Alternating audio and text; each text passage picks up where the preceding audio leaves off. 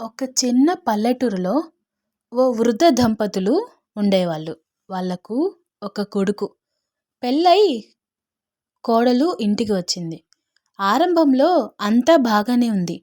కానీ రోజులు గడిచే కొద్దీ ఆ వృద్ధుల మీద కొడుకుకి కోడలికి ఓ రకమైన విసుగు పెరిగింది. వృద్ధుల చేతులు వణికేవి. కళ్ళు మసకబారిపోయినాయి. తింటూ ఉంటే అన్నం కూడా కింద పడిపోతూ ఉండేది. అది చూసి కొడుకు ముఖం ముడుచుకునేవాడు. కోడలు చిరాకు చూపించేది. ఒకరోజు ఇద్దరూ కలిసి నిర్ణయం తీసుకున్నారు.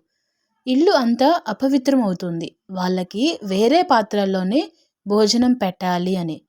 అప్పటినుంచి తాతయ్య నాయనమ్మకి స్టీల్ ప్లేట్ కాదు, ఒక మూల పగిలిపోయిన మట్టి పాత్రలో అన్నం పెట్టడం మొదలుపెట్టారు. వాళ్ళు ఏమి మాట్లాడలేదు. ఏమి ఎదురు కూడా చెప్పలేదు.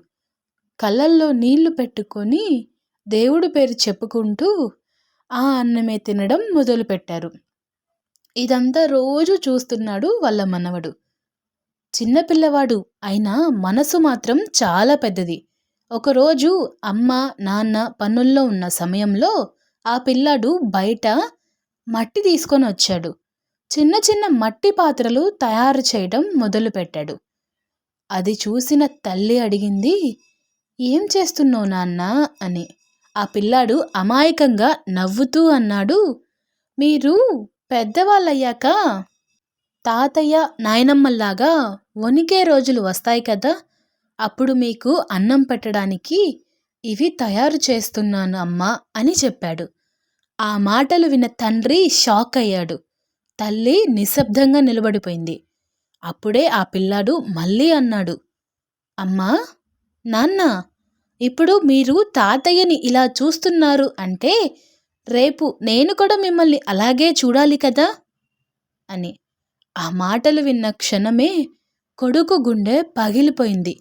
కోడలికి కళ్ళల్లో నీళ్లు తిరిగాయి. ఆ రోజే మట్టి పాత్ర బయటకు విసిరేశారు. తాతయ్య అమ్మమ్మకి మళ్ళీ ప్రేమతో భోజనం పెట్టారు. వాళ్ళ కాళ్ళకు నమస్కరించారు. ఎందుకంటే పిల్లలు మన మాటలు వినరు, మన ప్రవర్తననే అనుకరిస్తారు. ఈ స్టోరీ కనుక మీ మనసుకి నచ్చితే ఒక చిన్న లైక్ చేయండి. అలాగే ఎలా ఉందో కామెంట్ చేసేయండి. మన ఛానల్ని ఎవరైతే కొత్తగా చూస్తున్నారో వాళ్ళు ప్లీజ్ సబ్స్క్రైబ్ చేసుకోండి. Thanks for watching.